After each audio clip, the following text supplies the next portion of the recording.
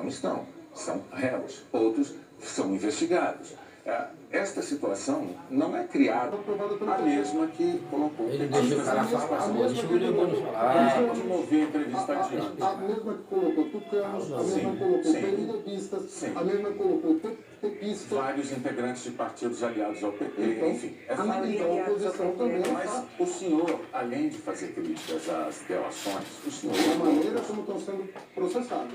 O senhor e outros integrantes do seu partido criticam também o judiciário. Muitos petistas já se referiram àquilo que seria uma conspiração do judiciário. No entanto, quando a gente olha a lista de ministros integrantes do Supremo Tribunal Federal, a gente observa o seguinte: nos dois governos de presidentes petistas, Dilma Rousseff e Lula, foram nomeados 13 ministros do Supremo Tribunal Federal. Dos atuais 11 integrantes da Casa, 7 foram esse jornalista indicados está nem sabendo fazer a pergunta. No Superior Tribunal de Justiça, outro órgão superior, são 33 cadeiras, 28 foram indicadas. Sei como é que ele vai entrevistar o cara que não tem nada a ver? Dos 141 atuais desembargadores da Justiça Federal, aí não pode ir para aí não. Pode, eles têm que perguntar, eles estão perguntando sobre a... Que o judiciário não possa errar. E é em função dos erros judiciários... Errar ou conspirar? Errar. Você está perguntando a minha opinião. Eu nunca usei a palavra conspirar. Eu sempre disse... Você diga o nome e eu vou responder para você. O que eu digo a você é que o judiciário tanto pode errar que os recursos são previstos na nossa Constituição para corrigir os erros do judiciário. Se ele fosse infalível, bastava juiz de primeira instância. Agora, ele precisava de recursos. Candidato, o seu nome foi citado na delação da Odebrecht. O seu nome foi citado na delação também de Mônica Moura e da UTC, de Ricardo Pessoa. Muito bem. O senhor acabou de ser denunciado pelo Ministério Público nessa semana por corrupção passiva, lavagem de dinheiro, formação de quadrilha. O senhor e o mais forte... A história do homem aí, uma é ficha limpa não, rapaz. O ex-tesoureiro do PT, João Vacari. O senhor, portanto, é denunciado na Lava Jato. Isso não o constrange como candidato à presidência da República? Olha, se o que foi anunciado pela própria imprensa foi verdade, a não ser que vocês tenham subvertido os fatos, nós nunca fazemos a Odebrecht e a UTC teve o cunho da Avenida Roberto Marinho suspensa no meu segundo mês de mandato. Eu tinha exatos 44 dias... Ô mãe, eu já disse à senhora, vamos botar parceiro Gomes. Foi de campanha que eles não provaram até hoje. 2 milhões e 600. Esses promotores que me denunciaram estão, eles sendo investigados pelo Conselho do Ministério Público por terem entrado com uma ação faltando 30 dias para a eleição. Isso é um fato inédito na história do Ministério Público. O senhor e outros candidatos também reclamam, fazem essa reclamação, mas o Ministério Público... É o Ministério Público, por meio do seu Conselho Nacional, abrindo expediente para entender por que esses membros do Ministério Público tiveram 3 anos para me chamar, para levar a documentação que eu já anunciei, há 30 dias da eleição, toma uma medida como essa. Lembrando que eu não conheço um único empreiteiro, eu não consigo... Mas é o que ela se faz, mas é o que ela faz.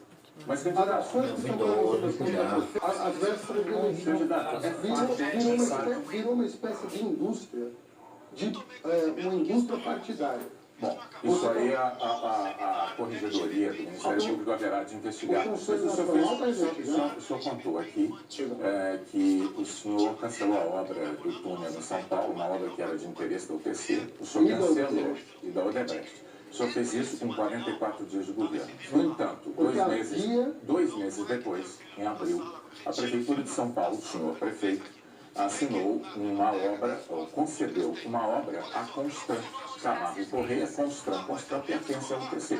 O senhor fez isso 2 meses depois. Sim, esse fez uma obra com Terminal de Itaquera. Sim, da mesma UTC. O senhor está argumentando que não faria sentido, não faria o menor sentido o senhor se beneficiar de ter suas dívidas de campanha pagas pela UTC, porque o senhor cancelou uma obra da UTC. Eu estou dizendo ao senhor que depois de cancelar esta obra da UTC, 2 meses depois, o senhor deu outra obra para a UTC. Eu não dei outra obra para a UTC, porque a UTC não foi escolhida